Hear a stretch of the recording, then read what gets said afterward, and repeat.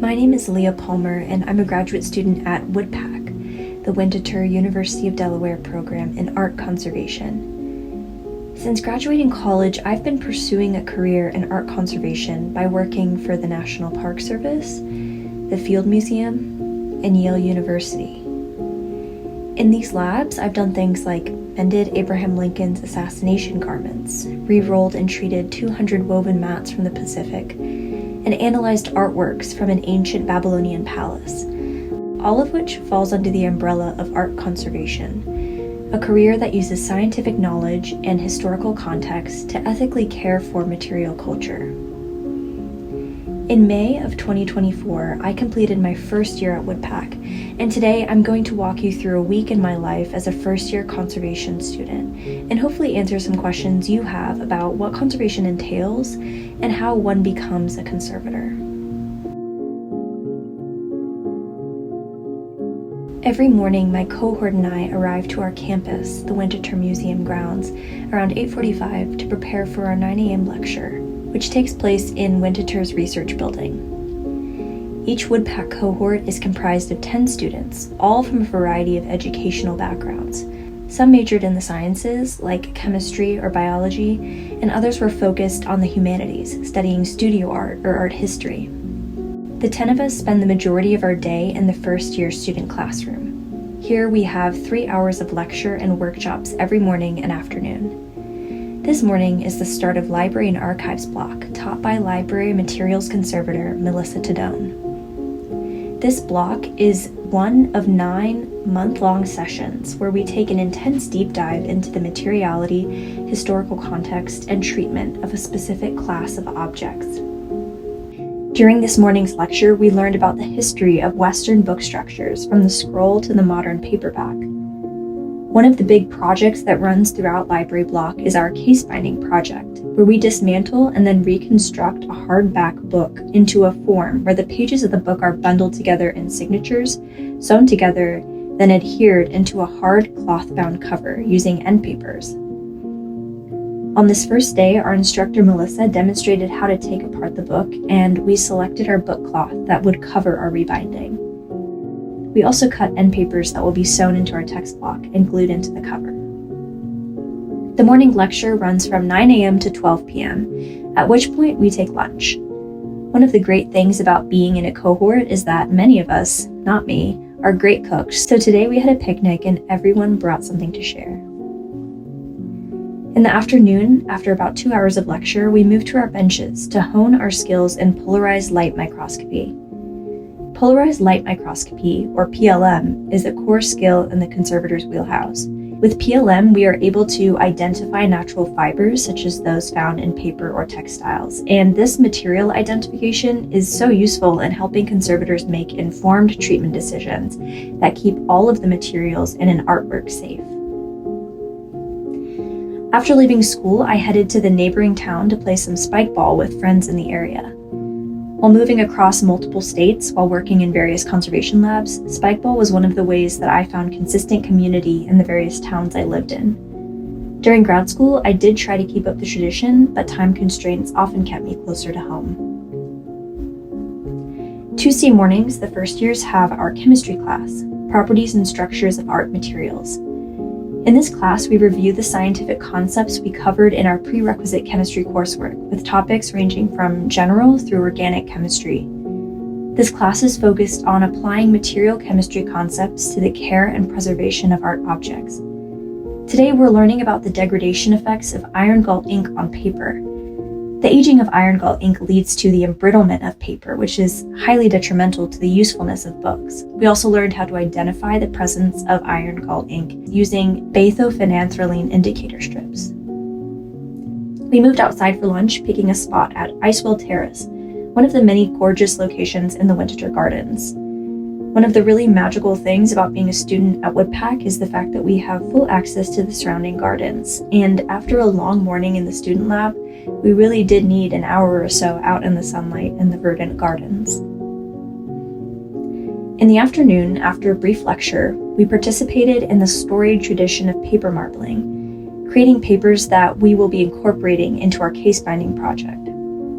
In lecture, we learned that this practice originated in 12th century Japan under the name suminagashi. From there it moved to Persia, Turkey, then to Italy, and then the rest of Europe. These gorgeous papers can often be found in the front and backs of historical Western book structures between the 17th and 19th centuries. Making these papers inspired a lot of wonder in me. The ink on the water is such an ephemeral thing, always in motion, and in this practice, I make decisions about when to capture that split second of perfect color and curvature. It made me appreciate the marbled end papers I see in historical books. A fleeting moment from hundreds of years in the past, captured by an artist on paper and pressed forever between the boards of a bound volume that we now have the privilege of caring for. This evening, I went straight home to get some readings done for the following day. We often have around 1 to 4 papers to read before each class, focused on the historical context, chemical makeup, or treatment of a particular class of objects. These readings provide a background for the following day's lecture, and we often discuss them as a cohort. On Wednesday, we had a visiting lecturer, Jody Binks, speak to us about Asian book components and structures. During each block, we often have several scholars visit our class sessions from outside of the WUDPAC faculty, bringing different insight into our cohort through their varied individual conservation experience. During lunch, I bothered my classmates into helping me make content for the WUDPAC social media account. Each member of our cohort has a particular class job, ranging from tech and AV support to lab pest management, and my job this year is social media manager, a job I take very seriously. After lunch, we had a brief chat about conservation ethics. Learning about objects' materiality, chemistry, and history is important in learning how to treat artworks, but if we don't have a framework for treatment decision-making grounded in conversations with the people to whom these objects are meaningful, conservators can and have harmed objects and the people connected to them. The field of conservation is increasingly recognizing the importance of incorporating a diverse range of philosophies in our treatment decision-making. And out of that, we must recognize that there is often not a right answer for how to best care for an object. And in some cases, the best treatment might be to do nothing at all and return the object to the community it came from. For the rest of the afternoon, we prepped for Portfolio Day, a day where prospective WUDPAC applicants are able to come to Winterthur and look through the studio art portfolios that the current WUDPAC class submitted in our successful applications this past cycle. The art skills on view here range from lace making to metallurgy, and each art form demonstrates fine hand skills, knowledge of artist materials, and a deep love for the practice of art making, all essential qualities in a conservator. On Thursdays, we have our second science class in the mornings. This class, titled Chemical and Physical Techniques Used in the Examination of Art Materials, is focused on understanding the physics behind and the practical aspects of documenting art objects.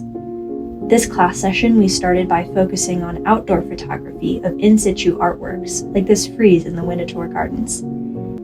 Documentation is extremely important in conservation as it helps us to record objects' current appearance, show the changes caused during conservation treatments, and track how objects age over time. After a brief snack break, we moved inside to the WUDPAC photo studio to perform some technical imaging. Technical imaging involves using various wavelengths of light and energy to examine art objects in order to see how the artist's materials interact differently across the electromagnetic spectrum. Today, I'm performing infrared imaging on an artwork in an attempt to visualize any extant carbon-based artist materials, like a graphite underdrawing. This could give me insight into the artist's working process. We took a brief lunch break to celebrate one of the second year's birthdays, and then we entered a period of open study time to work on our bookbinding or any research that we needed to complete. We also stuck around after school ended to edit some of the photos that were taken that morning so we can include them in our upcoming reports.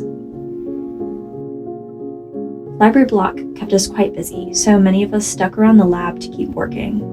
WUDPAC students are often at Winterthur till all hours of the night and sometimes on the weekends, but we do try to have balance and distance when possible. I headed home to finish up readings for the following day, eat some dinner, and organize my life. It's finally Friday, and today we're sewing our case binding text block. During our morning lecture, instructor Melissa Tadone gave us a demonstration on how to sew a text block using a frame. This experience of participating in the granular minutiae of traditional craft imparts really invaluable kinesthetic appreciation for how craftsmen in the past bound the books that we will be conserving, and instructs us on how we can preserve and honor their craftsmanship. After I rebound my text block, my classmate Taryn and I jointly sewed on the end bands of my book. We took a jaunt outside for lunch and then went back inside to visit Winterthur's library to examine the wide variety of materials that can be housed in a library collection, from books to pop-up valentines. We also checked out the library's rotating display, observing how books and other library materials can be mounted while on view. I spent some of this afternoon closely examining a book in the Winterthur collection. This book is a copy of La Nouvelle Maison Rustique, published in 1798. This book is a newer copy of the same volume that I am examining for this block's documentation project. Every block, each student chooses an object to closely examine, photograph, research, and propose a treatment for. By the end of the block, we will have written a 25 or so page report that deep dives into this one object.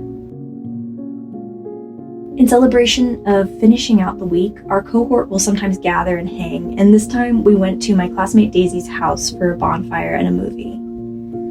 Every week at WUDPAC is, as you can see, so full to the brim of learning and doing and making. It's so educational and so enriching, but at the same time it can be really exhausting. I'm so thankful to be in a cohort that works hard and, arguably, plays even harder. Each member of this cohort comes from such different backgrounds, has such a wide diversity of experience, and has a really distinct personality. Every one of us is so different, but we each have found our particular niche here at WUDPAC. It's truly been a privilege to be surrounded by such intelligent, talented, passionate people, and to know that we will be growing as conservators together for the rest of our lives. So that's what a week in the life of a first-year conservation graduate student looks like.